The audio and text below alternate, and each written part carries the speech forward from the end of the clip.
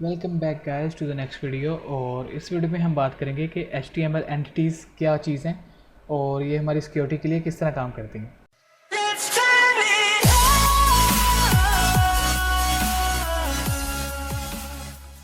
HTML entities actually एक built in function है जिसके ज़रिए हम अपने जो फॉर्म्स हैं उनकी सिक्योरिटी को इंक्रीज़ कर सकते हैं।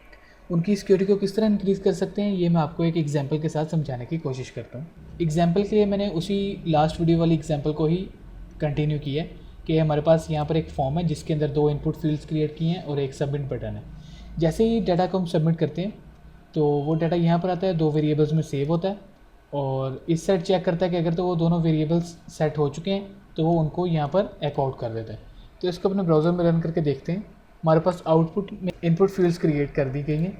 इनपुट फील्ड के अंदर अगर हम अपना नाम और एज लिखें, सबमिट करें तो वो हमें प्रिंट आउट कर देता है आपका नेम और एज जो हमने सेट किया।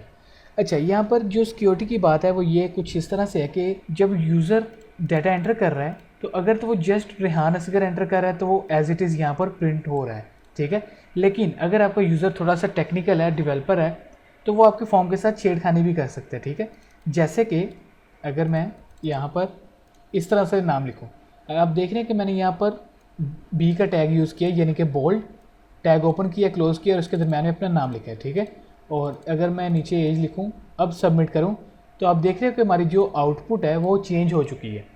नेम अब पहले से बोल्ड हो चुका है, सिंपल नहीं प्रिंट हो रहा। अगर इसके पेज सोर्स में जाएं तो आप देखें कि हमारे कोड में ही चेंज हो चुका है। पहले हमारा कोड जस्ट सिंपल प्रिंट हो रहा था, अब बोल्ड का टैग हमारे कोड के अंदर आ गया और हमारी जो आउटपुट है वो बोल्ड में दिखाई दे रही है। तो इस तरह कोई भी यूज़र आपके फॉर्म के अंदर डाटा इनपुट करते वक्त कोई भी ऐसा कोड एंटर कर सकता है जिससे आपकी वेबसाइट की सिक्योरिटी के लिए थ्रेट बन सकता है।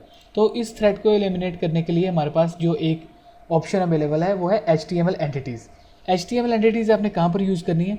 जब भी कभी आप कोई भी फॉर्म के अंदर से वैल्यू गेट कर रहे हो, जिस तरह यहाँ पर हम इस नेम की वैल्यू गेट कर रहे हैं, तो $_पोस्ट से पहले आपने लिखना है HTML एंटिटीज़, ठीक है।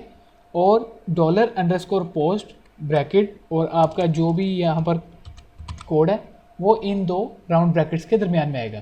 तो HTML एंटिटीज़, उसके बाद राउंड ब्रैकेट ओपन हो रही हैं, राउंड ब्रैकेट क्लोज हो रही हैं और उसके दरमियान में आपने अपनी वैल्यू गेट करनी है $_पोस्ट और स्क्वायर ब्रैकेट्स और नेम, ठीक है। इसी तरह आप एज के लिए करेंगे, ठीक है। तो हमने एज के लिए भी HTML एंटिटीज़ को यूज़ कर लिया। अच्छा, अब इससे फ़र्क क्या पड़ेगा? इसे सेव करते हैं, ब्राउज़र को रिफ़्रेश करते हैं। अच्छा, अब यहाँ पर मैं आपके सामने उसी तरह अगेन कोड लिख रहा हूँ। ये एक कोड है, जो ये जस्ट एक सिंपल नेम नहीं है बल्कि ये कोड है जो हमारे नेम को बोल्ड में कन्वर्ट कर देगा। अगर मैं इसे सबमिट करूँ तो आप देख रहे हो कि पहले रेहान असगर बोल्ड हो रहा था लेकिन इस दफ़ा बोल्ड नहीं हुआ। इनफैक्ट उसने बी का जो टैग है उसे भी एज इट इज़ प्रिंट करवा दिया। अगर इसके व्यू पेज सोर्स में जाएँ तो आप यहाँ पर देखोगे कि लास्ट टाइम वो हमारा कोड चेंज कर रहा था और बोल्ड के टैग को, बी के टैग को उसके अंदर हमारे कोड के अंदर एम्बेड कर रहा था, लेकिन इस दफ़ा HTML एंटिटीज़ यूज़ हुई हैं और उसकी जगह जो बोल्ड का टैग है वो यूज़ नहीं हुआ। हमारी HTML एंटिटीज़ ने बोल्ड के टैग को कन्वर्ट कर दिया है इस कोड में और हमारा जो वेबसाइट का कोड है वो चेंज नहीं हो रहा। तो इस तरह आप अपने फॉर्म्स की जो सिक्योरिटी है उसको इंक्रीज़ कर सकते हैं और अपने कोड को चेंज होने से रोक सकते हैं HTML एंटिटीज़ को अपने फॉर्म में यूज़ करके।